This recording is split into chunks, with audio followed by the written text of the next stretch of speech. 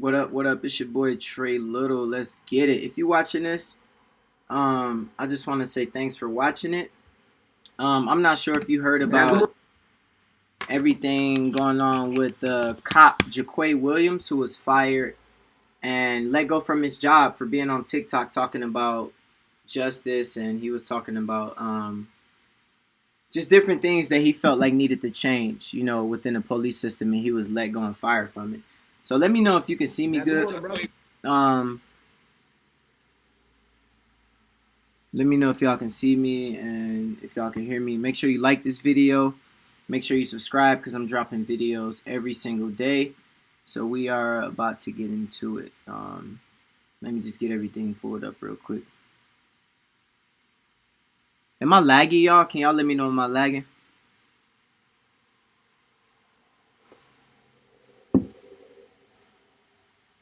Alright, so look. Shout out to everybody in the comments. Rosie, the baby Ink. Alright, so look. Jaquay Williams was fired and let go from his job because he was speaking up about injustices, and he's seen some things going on within the workforce, and he decided to talk about it. They let him go, and like now he's someone who's fighting for justice after he was let go from the police department. And this dude is really solid. I really appreciate what he's doing. Some of the police academies actually offered him a job, and other police academies actually wanted him to go back to get hired, but he actually don't want to do that. He wants to spend time building up his community. And this is something that you can't really be mad at. Like, this dude, stepped away after he got fired to say, I'm not going back to being an officer, but I'm going to go back to build up my community. So he's just going to talk about why he got fired, and then I'm going to give a little context and a little thoughts behind it. So just listen to the video. I know this is probably going to be another video people get mad at me for making, but, it's stuff I like to talk about and stuff I feel like, I just live and go through a lot of these things. So I feel like, I have some stuff to say about it. So here we go. Okay, let's play it right now. I am disgusted with the things So this is the video that opened up the door to him getting fired. that happened in Minneapolis. Period, point blank. Things could have went way different. At the end of the day, let's talk facts. Guy is on the ground. He's laying on his stomach. He have handcuffs on. It's four of y'all, one of him. Four of y'all, one of him. Who has control of this situation? It's not much one person could do against four people. Now let's get deeper, right? As an officer, you are a first responder, right? So if in the midst of you trying to gain compliance, someone is hurt, you have to render aid. So somebody's saying, I can't breathe, I can't breathe, I can't breathe. You don't think to yourself and say, oh my gosh, this guy can't breathe. He might die. Let me render aid, right?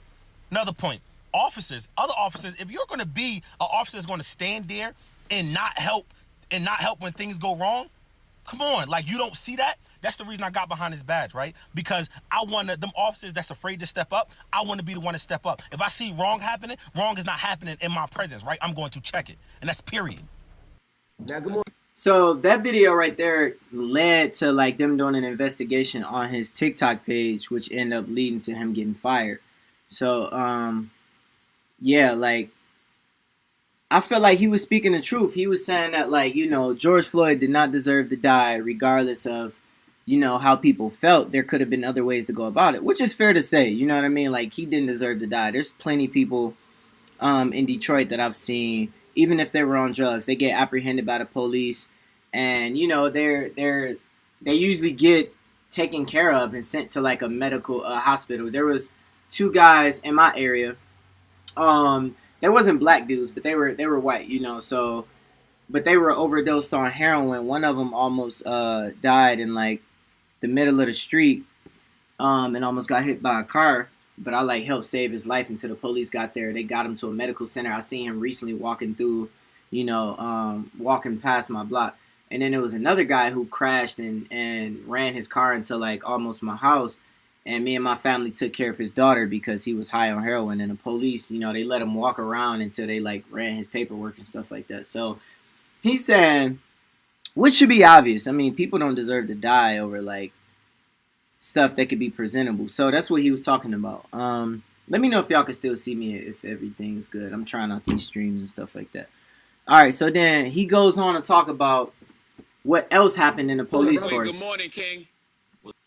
In between what's going on with our community and with the job, in a sense, like sometimes I used to think like, guys, this job really for me? Like I need to be on the opposite side with my people, but then I had people tell me like, you on the inside. We need you on the inside so you can, so you can be a role model from the inside. True. So he talked about getting into the police force to actually be a solution to it, And the commander of Detroit told me the same thing. The commander of police in Detroit said he got behind the badge after he was abused by police, and he wanted to be a solution, which is something that I feel like more black men should do, become officers to help get in on the system and to help change it from the inside, to where minorities aren't targeted and harassed or profiled as much. There can be that understanding and that gap being bridged. As a narrative, I wanted to make sure that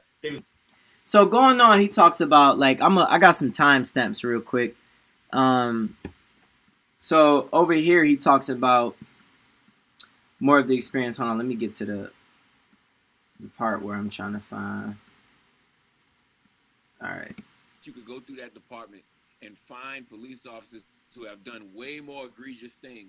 Absolutely. So they talk about how he was fired and stuff like that, and how they just let him go. And they said, like you're a threat to like policing, and for talking more about. He was making videos talking about the black community and stuff like that, and they said basically like, hey man, we gotta let you go. Like this is causing tension in our police department. So they let him go, and right towards the end here, they're talking about like how he's seen other officers do worse things or similar things and didn't get fired for it, but he got fired for it. So that's what he's about to talk about here. Hurt people, probably, shot people on the job. Whatever it was, I bet you they didn't get terminated. You know what I'm saying? Is that the case? Is that the case? Are there other officers that's done worse and done the same? So I wouldn't say worse, but I would say the same caliber of what I did. Like, and when they terminated me, I was like, that's super harsh. Like that, you ain't give me no write up, you ain't got no paper trail. You just was like, forget it, you out the door. Like, but they kept asking me inside that interview, that little hearing, it was like I think they felt like they couldn't restrict my speech at all. They're like, he's going. So that was another thing. They felt like they didn't have any control over him. And I've had jobs too where it's like, if they can't fully control what you're putting out, then it makes them uncomfortable. And they usually tell you like, hey, like we want to keep a close watch on you, but they literally just let him go. You know what I mean? So that was tough. It's tough to hear that. There's a rapper that I know named Royce da 5'9" who donated some money to him. Royce da 5'9" is connected with Eminem. Me and Royce da 5'9" follow each other on Instagram. He donated money to him in his campaign, and since he lost his job. And now he's on a Breakfast Club, which is a big deal. Like, I mean, it's working out for him, which I'm glad, because if he would have got fired and just lost his job and kicked to the curb and couldn't come back, that would have been tough. So then there's like one more time step I want to show real quick. You said that, white people need to know the black community more, white officers. What else do you think needs to change? This part is huge right here, y'all. Put police brutality and racially driven offenses to a stop. I feel like the whole, like, a lot of the system, really, because everything is systematic. So you got these hungry officers coming out the academy, and I've graduated the academy with some white officers. By the way, y'all, if y'all offended by him saying this stuff, like, he's an officer who got these experiences, so there's no real reason people should not be able to at least hear what he's saying, That are some good guys, right? Their views, decent views and stuff like that, but you got the older people who are stuck in their ways and stuff like that, and then nobody holds them accountable for being stuck in their ways, so the system becomes broken over and over and over, right? And then it only trickles down to the newer generation of officers, because you get into a training car with a training officer who's been there 15 years, and he's jaded as all hell, and then he telling you this how you do it, and this what you should do, and don't really listen to this person's story, because I've been out here 4 times to this house on this call, and they just crying wolf, stuff like that, right? So it's the whole system that I feel like that needs to change, right? So I'm gonna end on that note. So he talked about how he feel like the policing system should be reworked, which is like, if you really want change and justice, that's if you want the brutality and killings to stop. If you don't care about it and you don't, you know what I mean, like you don't